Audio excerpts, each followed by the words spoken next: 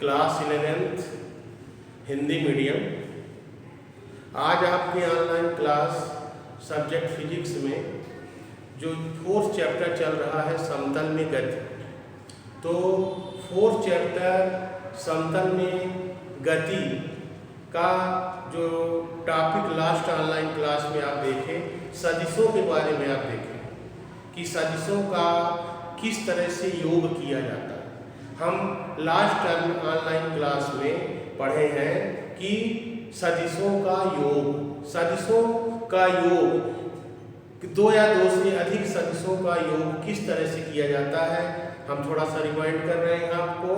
सदिशों के योग का त्रिभुज नियम, सदिशों को योग का चतुर्भुज नियम है, सदिशों को योग का बहुभुज नियम, ये सब बताया था।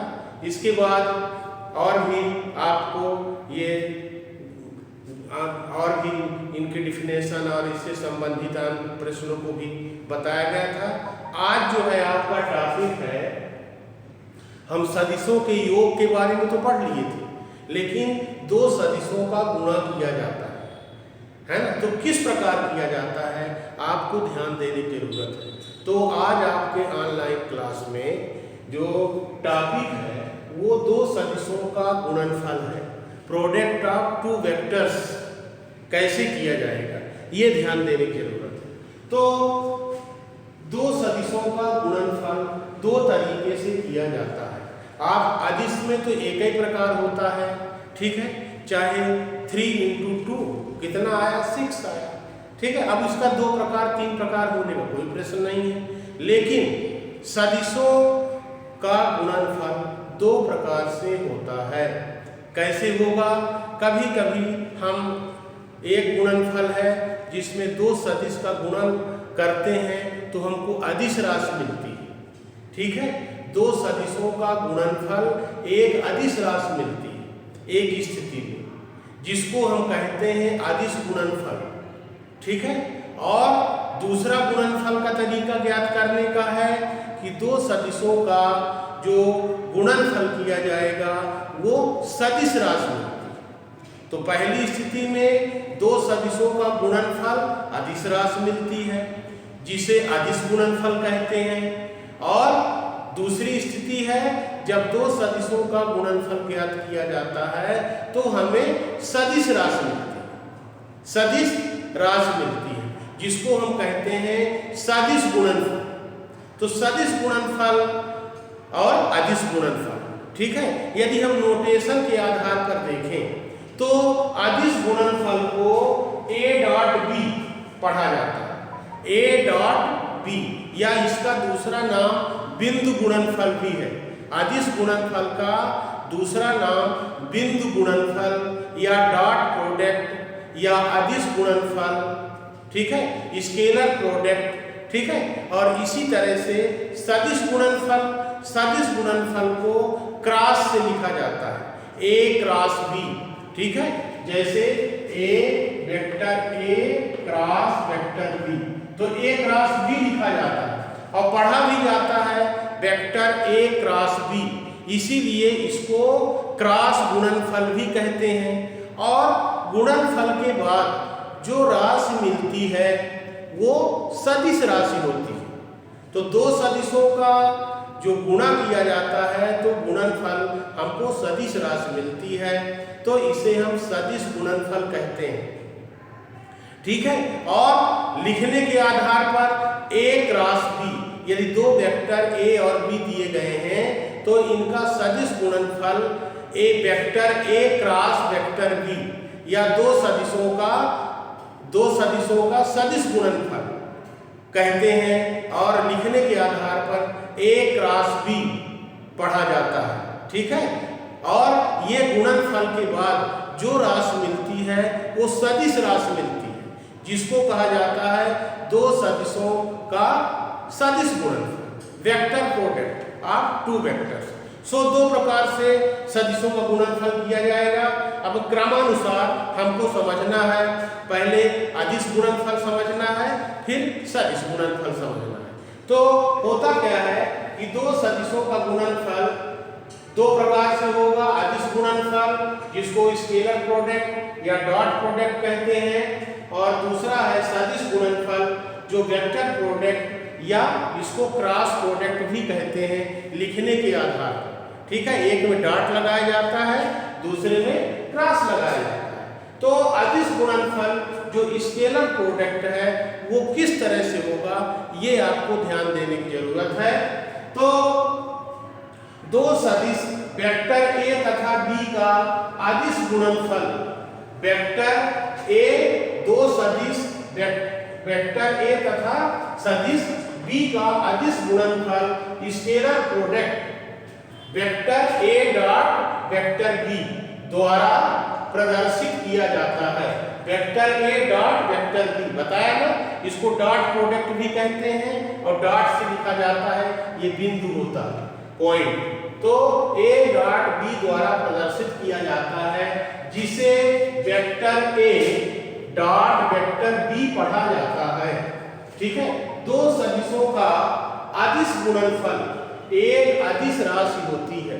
दो सदिशों का अदिश गुणनफल एक अदिश राशि होती है जिसका परिमाण मतलब मात्रा दोनों सदिशों के परिमाण तथा उनके बीच के कोण की कोज्या, कोज्या का मतलब है दोनों सदिशों ए और बी के बीच के कोण की कॉस थीटा।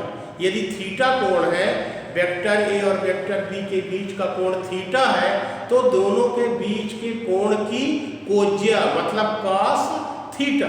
ठीक है, तो कोज्या कोसाइन के गुणनफल के बराबर होता है, अर्थात दो सदिशों के अदिश गुणनफल का जो परिमाण है, दोनों सदिशों के परिमाण तथा उनके बीच के कोण की कोज्या कोसाइन के गुणनफल के बराबर होता है।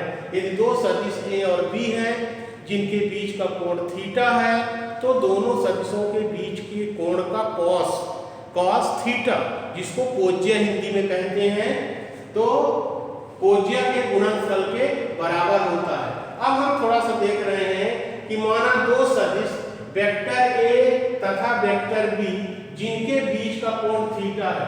चित्र में हम देख रहे हैं कि वेक्टर ए है इस दिशा में, वेक्टर बी है इस दिशा में, जिसका परिमाण वेक्टर ए और वेक्टर बी है। ओए दिशा में वेक्टर ए है, ओबी दिशा में वेक्टर बी है, और दोनों के बीच का कोण थीटा है। तो हम ये देख रहे हैं कि दो सदिश वेक्टर ए तथा वेक्टर बी जिनके बीच का कोण थीटा है, तब vector A dot vector B equal to mod value of vector A. याद रखना है किसी सदिश का मापांक एक अदिश राशि होती है, और मॉड वैल्यू कैसे लिखा जाएगा, इस तरह से यदि हम वेक्टर ए लगा के दो लाइन खींच देते हैं तो ये सदिश का मापांक कहलाता है, मॉडुलस कहलाता है। और किसी सदिश का जो मॉड वैल्यू होता है, मॉडुलस है पूरा नाम उसका, लेकिन हम इसको संक्षेप में मॉड कहते हैं। ठीक है, मापांक।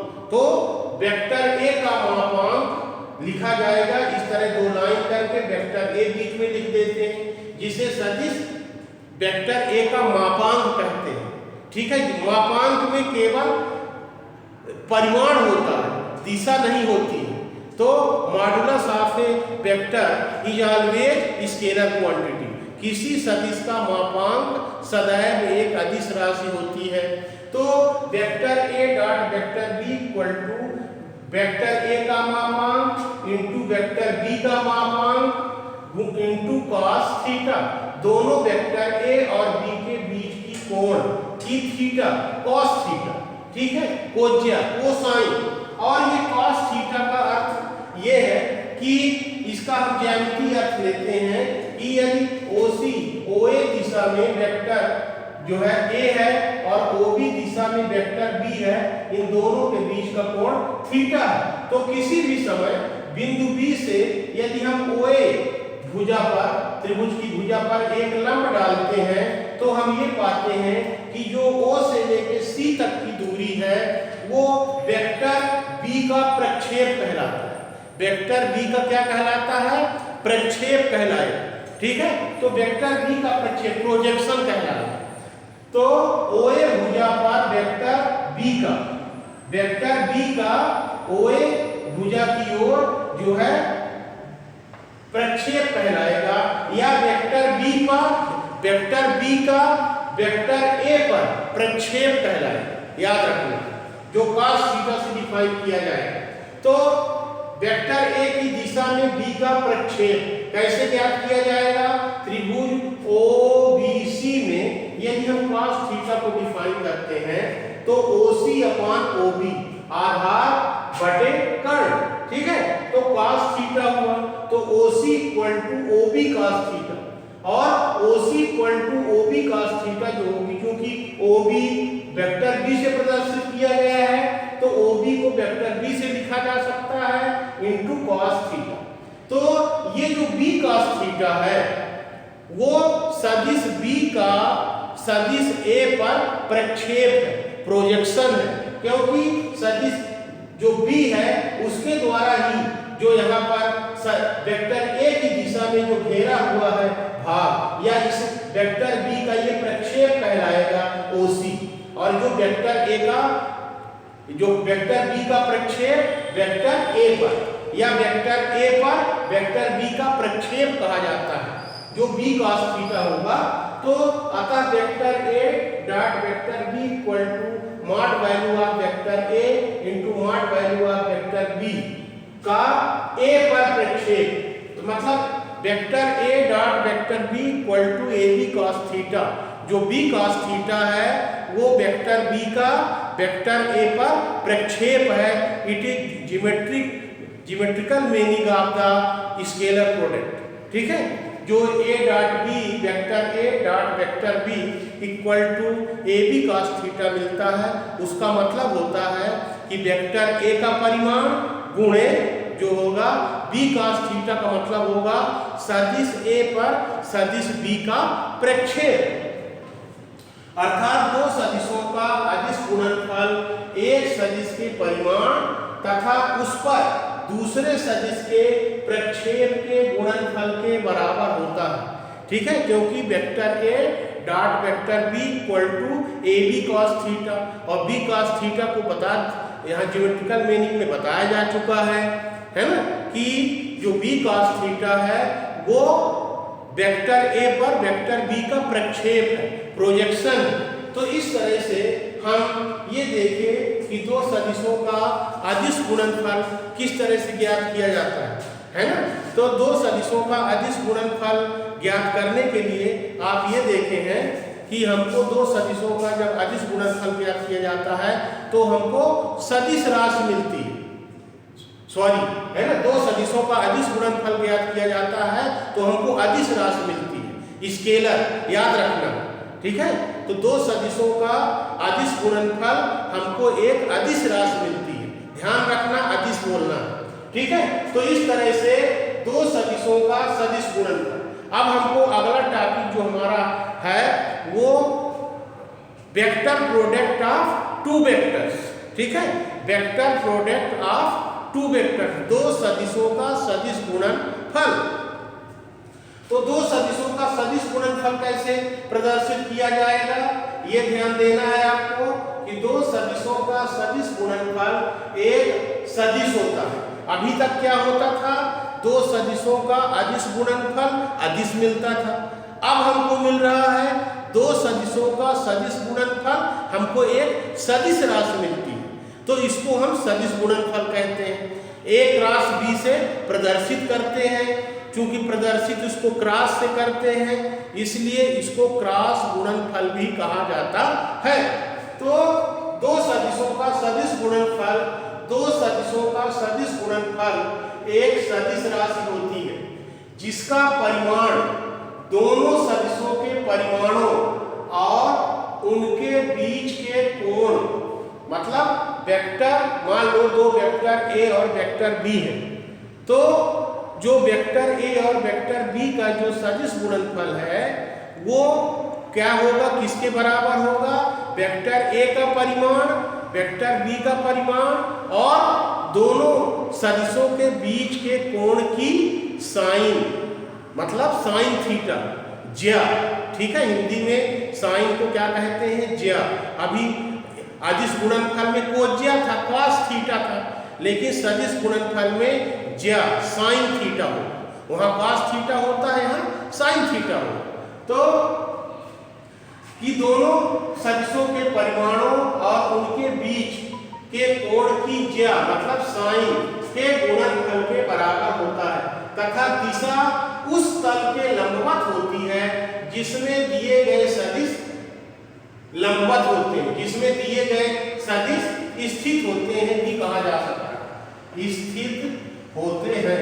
ठीक है, तो यदि दो वेक्टर हम आपको देख रहे हैं कि ये वेक्टर जो है एक ये इसमें वेक्टर ए है इस डायरेक्शन में, इसमें वेक्टर बी है, तो ए क्रॉस बी की जो डायरेक्शन होगी वो इन दोनों वेक्टर ए और वेक्टर बी जिस तल में उपस्थित है उस तल के लंबवत दिशा में ए क्रॉस बी की दिशा होगी।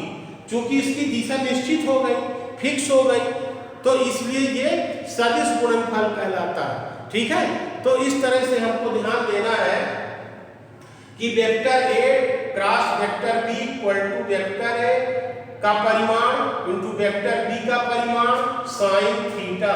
थीटा क्या है? वेक्टर ए और वेक्टर बी के बीच का कोण है, उसका साइन थीटा। और यहाँ ध्यान देंगे कि ये तो ए क्रॉस बी सदिश राशि है, लेकिन वेक्टर ए का परिमाण वेक्टर बी का परिमाण साइन थीटा ये अदिश राशि है, तो इसको क्या होना चाहिए? सदिश राशि होना चाहिए, क्योंकि दो सदिशों का ये सदिश गुणनफल है, हमको गुणनफल सदिश राशि मिलनी चाहिए। तो इसके लिए हम क्या करते हैं कि जो ए बी साइन थीटा की जो दिशा होगी वो उस तल के लंबवत होगी जिस तल में वेक्टर ए और वेक्टर बी उपस्थित है। ठीक है, उस तल के लंबवत ए बी साइन थीटा की दिशा होगी, मतलब ए बी साइन थीटा की दिशा निश्चित है, और ये दिशा के कारण ही हम एक यहाँ n कैप लिखें। ये n कैप का मतलब है अभिलंब इकाई सदिश, normal unit vector. Normal unit vector कहते हैं अभिलंब इकाई सदिश, और ये अभिलंब इकाई सदिश की दिशा वो होती है जिस तल में वेक्टर स्थित होते हैं उस तल के लंबवत दिशा में इनके सदिश गुणनफल से प्राप्त परिणाम है उनकी दिशा होती है। तो दिशा इसकी क्या है? फिक्स है।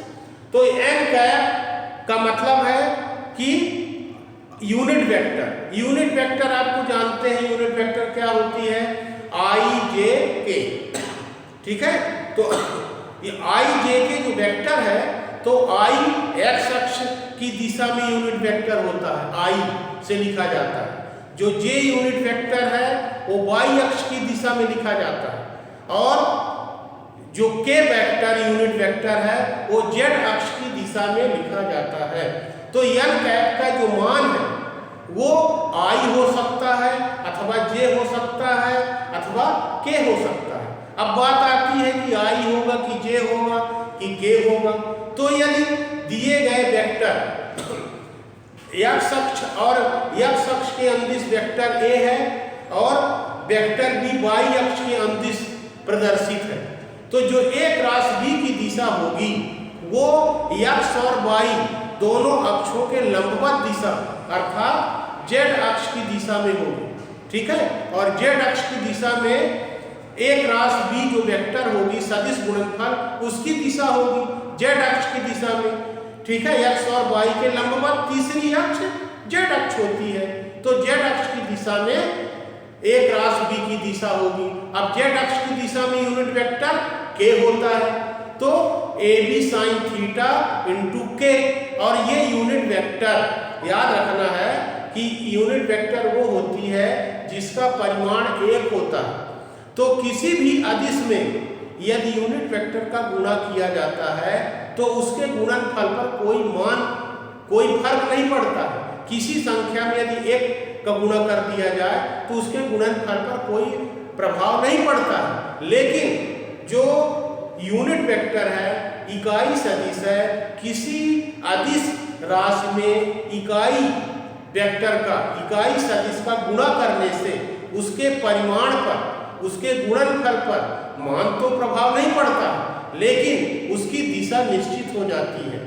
ठीक है, तो यूनिट वेक्टर का इंटू इसीलिए किया जाता है कि दो सदिशों का गुणनफल हमको सदिश राशि मिले। ठीक है, तो इस तरह से हम देख रहे हैं कि जो वेक्टर भी है वो vector A cross vector B है। इसको और थोड़ा समझना है कि किस तरह से अभिलंबवत दिशा में आती है बात। जैसे मान लीजिए कि ये x एक्सिस की दिशा में, ये y एक्सिस, और तीसरी जो अक्ष है वो इस तरह से है, लेकिन बोर्ड में तल में बनाया नहीं जा सकता, तो तीसरी z एक्सिस है, ये मूल बिंदु है। ठीक है, तो यदि वेक्टर A इस दिशा में है, वेक्टर B y अक्ष के अनुदिश है, तो जो वेक्टर A क्रॉस B की दिशा होगी, vector A cross vector B की जो दिशा होगी वो तीसरी अक्ष z एक्सिस की दिशा में होगी, है ना। तो दिशा फिक्स हो गई। ठीक है, अब बात आती है कि यहाँ n कैप की वैल्यू क्या हो जाएगा, equal to vector A vector B sine theta. ठीक है, लेकिन n कैप की वैल्यू चूंकि z अक्ष की दिशा में प्रदर्शित है, तो n कैप की वैल्यू यहाँ पर जो होगी वो होगी k, और यूनिट वेक्टर है k, इसका मात्रक, इसका परिमाण 1 होता है। तो यदि यूनिट वेक्टर k का इंटू हो जाएगा तो ये AB साइन थीटा अदिश से सदिश में बदल जाएगा, लेकिन इसके गुणनफल में कोई प्रभाव नहीं पड़ेगा। हम जब किसी अदिश में यूनिट वेक्टर का गुणा कर देते हैं तो उसके गुणनफल पर तो प्रभाव नहीं पड़ता, लेकिन उसकी दिशा निश्चित हो जाती है, और दिशा वो होती है जिस अक्ष के अनुदिश वो प्रदर्शित किया गया है। डिपेंड करता है कि यूनिट वेक्टर कौन, किस दिशा के अनुदिश यूनिट वेक्टर का इंटू किया गया है। ठीक है, और बताया जा चुका है कि x अक्ष की दिशा में यूनिट वेक्टर I, y अक्ष की दिशा में यूनिट वेक्टर J, और z अक्ष की दिशा में यूनिट वेक्टर K होता है। तो इस तरह से हमको जो A क्रॉस B की जो दिशा होगी, वेक्टर A और वेक्टर B के A क्रॉस B की जो दिशा होगी वो उस तल के लंबवत होगी जिस तल में वो दोनों सदिश उपस्थित हैं। तो इस तरह से हम सदिशों का गुणनफल भी पढ़े। तो दो प्रकार के सदिश हुए, एक समराइज आप देख लीजिए, है ना, कि गुणनफल दो तरह का हुआ, एक अदिश गुणनफल, दूसरा सदिश गुणनफल। ठीक है, तो इस तरह से आपको सदिशों के गुणनफल को पढ़ना है, और इस पर आधारित और भी आंकिक प्रश्न होंगे जो आपको बताया जाएगा। ठीक है, किस तरह से होगा आपको ध्यान देना है, टोटली डिपेंड करता है ये दोनों के बीच के कोण पर। ठीक है, आपको दो वेक्टर दिए जाएंगे A क्रॉस B। ठीक है, और आंकिक प्रश्न में दिया गया है आगे कि दो वेक्टर आपको दिए गए। ठीक है, हम जानकारी आपको दे रहे हैं कि किस तरह से प्रश्नों को हल करना है इनमें। तो यदि दो सदिश आपको दिए गए हैं, वेक्टर A की वैल्यू और वेक्टर B की वैल्यू, और ये कहा जा रहा है कि सिद्ध कीजिए कि ये दोनों सदिश एक दूसरे के लंबवत है ना, दोनों सदिश एक दूसरे के लंबवत हैं। तो यदि हम मान लीजिए कि वेक्टर A हम ले रहे हैं, एक वेक्टर A दिया है, दूसरा वेक्टर B दिया है, और कहा जा रहा है कि सिद्ध कीजिए कि ये दोनों सदिश एक दूसरे के लंबवत हैं। लंबवत है मतलब वेक्टर A और वेक्टर B के बीच का कोण 90 डिग्री है। तो A dot B vector A dot vector B equal to mod value of vector A into mod value of vector B into cos theta. ये आप अभी पढ़ चुके हैं अदिश गुणनफल में। तो ये A dot B equal to होगा A का मॉड वैल्यू B का मॉड वैल्यू इंटू कॉस 90, क्योंकि थीटा इक्वल टू यहाँ 90 डिग्री आए, दोनों सदिश एक दूसरे के लंबवत है, और कॉस 90 की वैल्यू 0 होती है। ठीक है, तो हमको vector A dot vector B equal to 0 मिला, यानी हमको दो सदिशों का अदिश गुणनफल 0 मिल गया। तो हम ये सिद्ध कर सकते हैं कि दिए गए दोनों सदिश एक दूसरे के लंबवत हैं। तो इस तरह से और भी अन्य आगे के ऑनलाइन क्लासेस में आपको हम आंकिक प्रश्नों के हल बताएंगे अदिश गुणनफल और सदिश गुणनफल पर आधारित। आप रिवीजन करते रहिए और नोट्स बनाते रहिए।